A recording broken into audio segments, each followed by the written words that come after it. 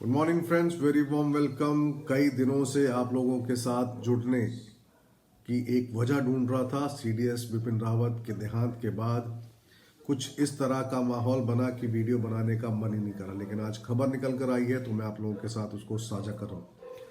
सबसे बड़ी खबर यह है कि प्रधानमंत्री श्री नरेंद्र मोदी जी का अकाउंट हैक कर लिया गया देर रात 2:11 पर, और 14 एक ट्वीट किया गया जो कि रिलेटेड टू बिटकॉइन था। हालांकि टाइम चलते रिकवर कर लिया गया है, ट्विटर को भी इसकी जानकारी दी गई थी और उसी के चलते अब इस अकाउंट को रिकवर कर लिया गया। लेकिन क्या था वो ट्वीट, वो मैं आप लोगों के साथ साझा करूंगा।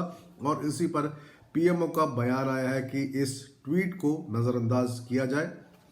इस ट्वीट में ये कहा गया था कि बिटकॉइन को मान्यता दे दी गई है सरकार द्वारा, और उसी के चलते इस ट्वीट को किया गया। हालांकि इस ट्वीट को टाइम चलते डिलीट किया गया। उनके ट्वीट से जो लैंग्वेज है वो मैं आप लोगों के साथ शेयर कर रहा हूं। भारत ने आधिकारिक रूप से बिटकॉइन को कानूनी मान्यता दे दी है और सरकार भी 500 बिटकॉइन खरीद कर लोगों को बांट रही है। लेकिन एक सस्पिशियस मामला सामने आया है। पीएम का अकाउंट हैक होना, इसको हम लाइटली नहीं ले सकते। सीडीएस बिपिन रावत एक हेलीकॉप्टर हादसे में अब हमारे बीच नहीं रहे, लेकिन वहां पर भी कई स्पेकुलेशन सामने आ रहे हैं कि क्या वो वजह रही जिसके चलते हेलीकॉप्टर इतनी नीची उड़ान भर रहा था। क्या वो वजह रही जिसके चलते उस विलेज के ऊपर से हेलीकॉप्टर को उड़ाया गया जो कि नहीं होता।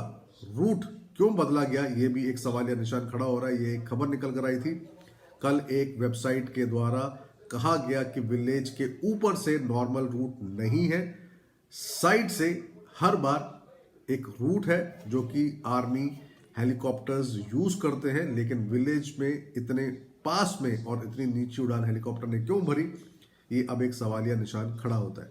लेकिन अब इस पर जिस तरह से इंडियन एयरफोर्स ने अपनी इन्वेस्टिगेशन जारी की है, तो देखना और समझना होगा कि क्या खबर निकल कर आती है। आपने देखा कि ब्लैक बॉक्स भी रिकवर कर लिया गया था, तो अब उस पर जो भी खबर निकल कर आएगी वो मैं आप लोगों के साथ शेयर करूंगा। लेकिन ये दोनों मामले बहुत ही सीरियस इश्यूज हैं, इसको अनदेखा नहीं किया जा सकता। एक मामला जो कि related to PM Modi Twitter account है, इसको सीरियसली लेना चाहिए एजेंसीज को, क्योंकि इस तरह से अगर हैक किया जा सकता है तो ये आने वाले दिनों में कई मुश्किलें पैदा कर सकता है।